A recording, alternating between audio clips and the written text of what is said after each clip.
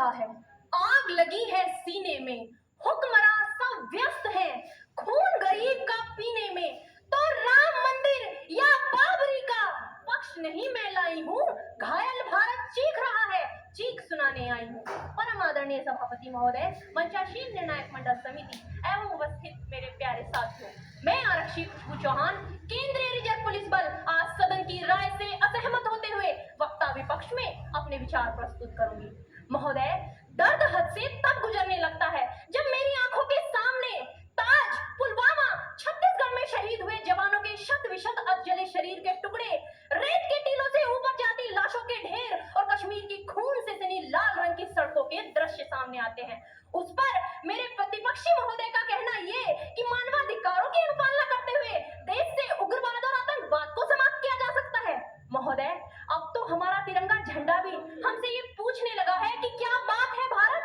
आजकल फहराने से ज्यादा मैं कफन में दफनाने के क्यों काम आ रहा हूँ। महोदय, हृदय तो उस दिन फट गया जब बूढ़ी माँ अपने बेटे के चित्रों को देखकर बोली कि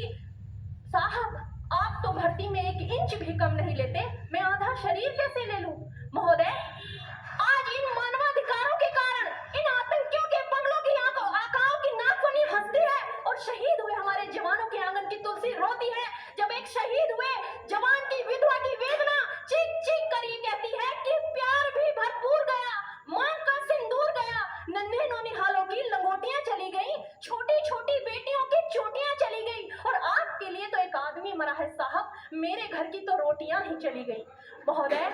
किसी भी युद्ध को जीतने के लिए पहल करना सबसे ज्यादा आवश्यक है, क्योंकि इतिहास गवाह है कि पहल करके बड़े बड़े युद्धों के परिणाम बदल दिए गए हैं। परंतु आज मानवाधिकारों के कारण हमारे देश के जवान इस कदर बंधे हुए हैं कि अपनी ड्यूटी पर खड़े होकर भी वो आज पहल करने से डरते हैं, क्योंकि महोदय, भविष्य में उन्हें कटघरे में खड़े होने का डर सता रहा होता है। वो ये जानते हैं कि चाहे एक उग्रवादी की राइफल से निकलने वाली गोली को ये तय करना पड़े या ना पड़े कि वो किसे लगेगी, लेकिन हमारी राइफल से निकलने वाली हर गोली को ये निर्णय लेना पड़ता है कि चाहे वो किसी निर्दोष को लगे, दोषी को लगे या ना लगे, परंतु किसी निर्दोष को नहीं लगनी चाहिए। यदि ऐसा हुआ तो ना तो ये समाज हमें छोड़ेगा, न ही दिल का तार बनाने वाली ये मीडिया हमें छोड़ेगी। और महोदय, मानवाधिकार के तले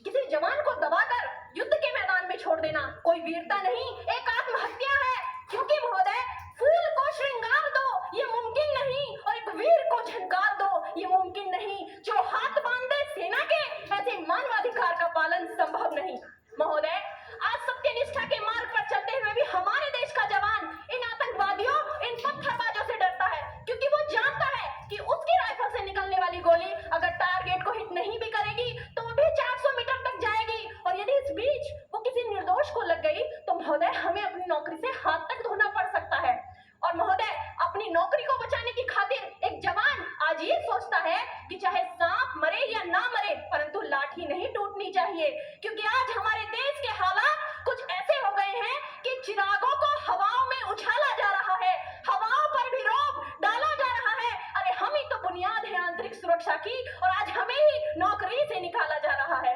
महोदय, जब पुलवामा में 44 जवान शहीद हुए, छत्तीसगढ़ में 76 जवान शहीद हुए, तो कोई भी मानवाधिकार की दुहाई देने वाला हमारे